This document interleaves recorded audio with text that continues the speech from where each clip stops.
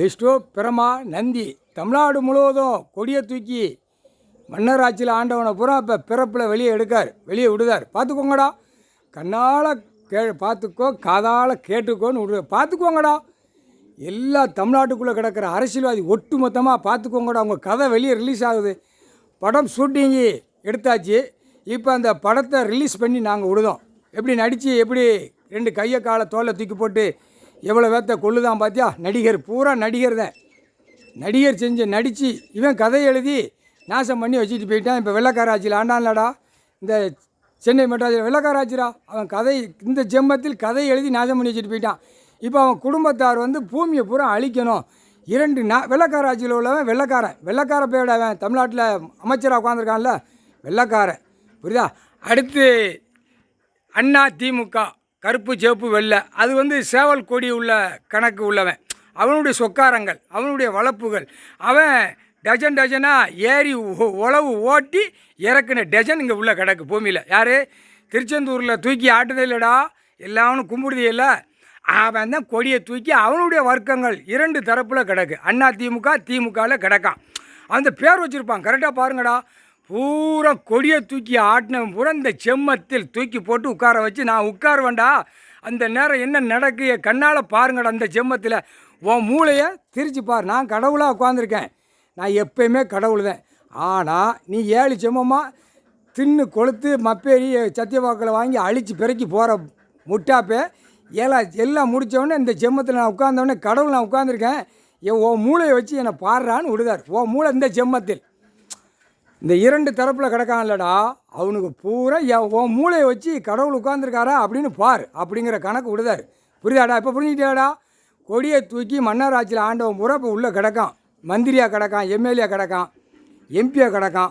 முதலமைச்சர் அவன் ஆங்கிலர் காலம், வெள்ளைக்கார ஆட்சி. அவனை பார்த்தியா கரெக்டாக இருக்கும். அவன் வெள்ளைக்காரில் உள்ளவன் இவனும் அவன் குடும்பத்தார் பூரா கரெக்டாக அச்சு அடித்த மாதிரி இருப்பான். அப்படியே தான் அந்த வர்க்கத்தை கொண்டு வருவார். புரியுதா? அதனால தான் தமிழ்நாடு கணக்கு இன்றைக்கி போட்டு முடிஞ்சு வச்சுரா. எலுமிச்சம்பழம் கனி ஒவ்வொரு சிட்டி கிராமத்தில் எரியுதார். இந்த தீபாவளிக்கு முன்னும் பின்னுமா அவன் 2ஆம் நம்பர் வியாபாரம் பிஸ்னஸ் எல்லாம் பார்க்குற அந்த பேப்பர் உருவி போனோடனே சப்புன்னு குப்புற கிடப்பான். அவன் பொண்டாட்டிய அப்படியே நக்குடா முன்னாடி நக்காடா, அது சுகமாக இருக்கும், பின்னாடி நக்கி தின்னுட்டு போடான்னு விடுவார். சரியா? புரியாடா? அந்த மாதிரி இப்போ இந்த செம்மத்தில் இப்போ நடக்கும். இப்போ பார், தீபாவளியோட அப்படியே குப்புற ஒவ்வொரு வீட்டுக்காரனும் ஒவ்வொரு ஆதார கார்டில் அப்படியே அலற விடுவார். புரியுதா இல்லையாடா? பூரா அந்த பேப்பரை வச்சு பாவத்துக்கு மேலே பாவம் இந்த செம்மத்தில் செய்தான். அப்போ இடத்த பிடிக்கிறதுக்கு பாவத்தை செய்வான். விவசாய இடத்த பிடிக்கணும், இத்தனை குளத்தை பிடிக்கணும்னு டெல்லியிலேருந்து தமிழ்நாடு வரைக்கும் இப்படி பிடிச்சி நாசம் பண்ணான். இப்போ பிட்டாக எழுதி பிரித்து அடித்து இந்த பேப்பரை கோடிக்கணக்கான அந்த பேப்பர்களை விட்டு பாழாக்குதான். உன் குடும்பம்லாம் நாசமாக போயிடும். சரியா? கணக்கு போட்ட கணக்கு, கைலாசத்துலேருந்து போட்ட கணக்கு தப்பாதுடா. புரியுதாடா? அதுதான் கேட்காரு. என் பூமியை என்ன பண்ணி வச்சுருக்கான்னு இந்த செம்மத்தில் கேட்காரு. எப்படி யார்கிட்ட கேட்கணும்? அந்த கேட்குற கேள்வியில் கேட்காரு. பூமியில் கொடியை தூக்கி பாழாக்குதான். ஒவ்வொரு சிட்டி கிராமத்தில் ரோட்டு காட்டில் கொடியை ஊணுதான்.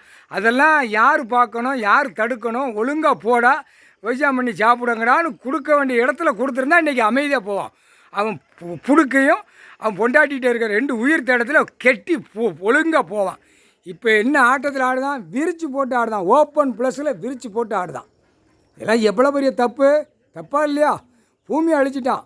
பூமியில் என்ன போடுக்கான்னு பார்க்கலையா? நிர்வாகம் பார்க்கக்கூடிய டெல்லியிலேருந்து தமிழ்நாடு வரைக்கும் பார்க்கலையா?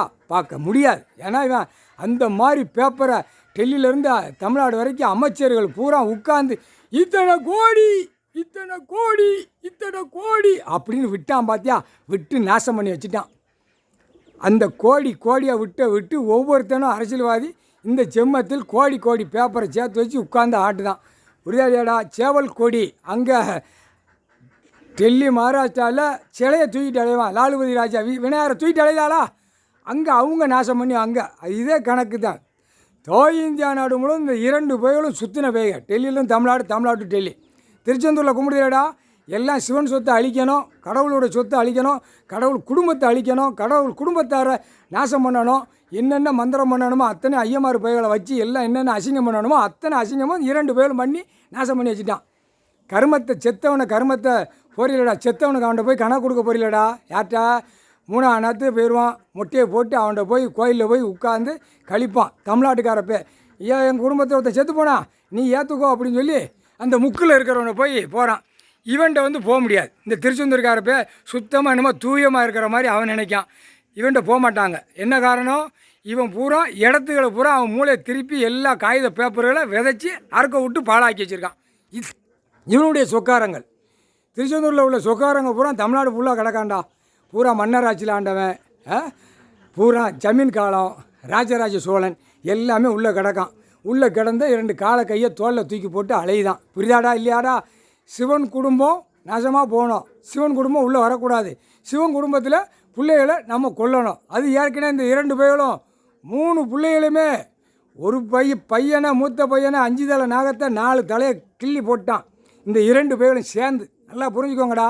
திருச்செந்தூரும் டெல்லி மகாராஷ்டிரா லாலுபதி ராஜான்னு கும்பிடுதான்ல, இந்த 2 பையனும் அந்த ஒரு தலையை வச்சு தான் கழுத்தில் போட்டார்.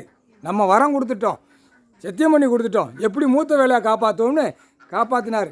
இளைய வேணை இந்த 2 பையனும் தூக்கிட்டு போய் என்ன கர்மாரமா அப்படியே முழிக்கார். அதுதான் அந்த ஆத்மாவை கையில் வச்சுக்கிட்டார். பொம்பளை பிள்ளைய மதுரை மீனாட்சி கோட்டையில் பிறந்த பிள்ளைய அங்கேயே க்ளோஸ் பண்ணிட்டான். இங்கேயே க்ளோஸ் பண்ணி அந்த ஆற்றுக்குள்ளே தூக்கி போட்டான். அவர் அந்த ஆத்மாவை பிடிச்சிக்கிட்டார். பிள்ளையை நம்ம விடக்கூடாது, இந்த செம்மத்தில் எப்படி கொண்டு வரணுமோ பிள்ளைகளை கொண்டு வரணும்னு அவர் வீசியே போட்டு தான் கொண்டு வந்தார். அவருக்கு எவ்வளோ கஷ்டம் இருக்கும்டா. தான் குடும்பம் தான் பார்வதி பரமசிவனுக்கு பிறந்த பிள்ளைய எப்படி அவர் எவ்வளவு ஆதிசக்திக்கு பிறந்ததுரா. எல்லாமே ஆதிசக்தி ஒன்று தான், ஓம் சக்தி அதுதான். மதுரை மீனாட்சி பார்வதி எல்லாமே ஒரே ரூபந்தான். அப்படி பிரித்து வச்சு இந்த நாசம் பண்ணிட்ட இந்த செம்மத்தில் உட்காந்துட்டாங்க. குடும்பத்தோட விடமாட்டாரா, ஒன்று விடமாட்டார். புரியுதா? இளைய பையன் இவனெல்லாம் இந்த திருச்செந்தூர்காரனும் இந்த 2 பேர்களும் சேர்ந்து அவர் அப்படியே கண்ணை அப்படியே இறுக்கி பிடிச்சிக்கிட்டார். ஆத்மா மட்டும் பிடிச்சிக்கிடும். சதுரங்கத்தை அடிச்சுட்டு போட்டோம் என் பிள்ளைய அப்படின்ட்டார். என் பிள்ளைய சதுரங்கத்தை அடிச்சு போட்டோம், என் பிள்ளைய ஆத்மா அப்படிங்கிற கணக்கில் எல்லா இடத்துலையும் வீசி போட்டே வந்தார். கடைசி அத்தியாயத்தில் கைலாசத்தில் தனக்கு ஒரு தொழில் வியாபாரத்தை கொடுத்து இந்த இடத்த வாங்கிறதுக்கு எல்லாமே செஞ்சு கொடுத்தாரு. அவன் மதி இழந்து போய் தான் விட்டுட்டான். இல்லைன்னா எழுத்து இவன் பேரது இருந்துச்சுன்னா இன்றைக்கி தூக்கி போட்டு எல்லாம் முடிச்சிருப்பார், எல்லாம் உலகமே அழிச்சிருப்பார். பிராடுக்கார பேகளை 7 செம்மம் சேட்டை செஞ்சவனை இந்த கணக்கிலேருந்து எல்லா பேலையும் பிடிக்கார். முக்கால் சத்தியம் புரிஞ்சுக்கோங்கடா. மதுரை கோட்டையில் பிறந்த பிள்ளை பொம்பளை பிள்ளைய வைகாத்தில் தூக்கி எறிஞ்சிட்டான். இந்த 2 புயகளும் திருச்செந்தூர்காரனும் டெல்லி மகாராஷ்டிரா.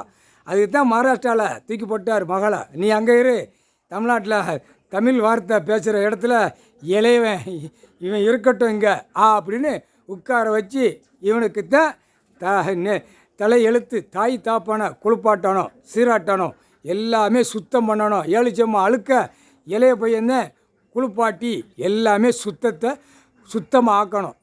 இவன் கையில் கொடுத்தார். இவனுக்கு அந்த எழுத்து எழுதிட்டார். அதுபடியாக வாரான் அந்த செம்மத்தில். ஒழுங்கா போ நசுக்கி எடுத்து போடுவார். முக்கால் சத்தியம். 7 செம்மமாக எவ்வளோ அசிங்கத்தில் இருந்தாருன்னு எங்களுக்கு தாண்டா தெரியும். நந்தி விஷ்ணு பிரம்மாவுக்கு எங்களவே அசிங்கம் பண்ணிட்டானே. அப்போ எவ்வளோ எங்கள் நந்தியை லிங்கத்தில் அறுத்து விடுதான், முக்காடு தொப்பி தாடி. அப்போ எவ்வளோ பெரிய அசிங்கம். இந்த பேக பூரா ஆடு மாடு கோழி பறவைகளை தின்னுட்டு அப்படியே போகிறான். படைக்கிறது பூமியில் கொடுத்துருக்கார். அகம்பா சட்டமனாகிடா, முக்கால் சத்தியம்டா.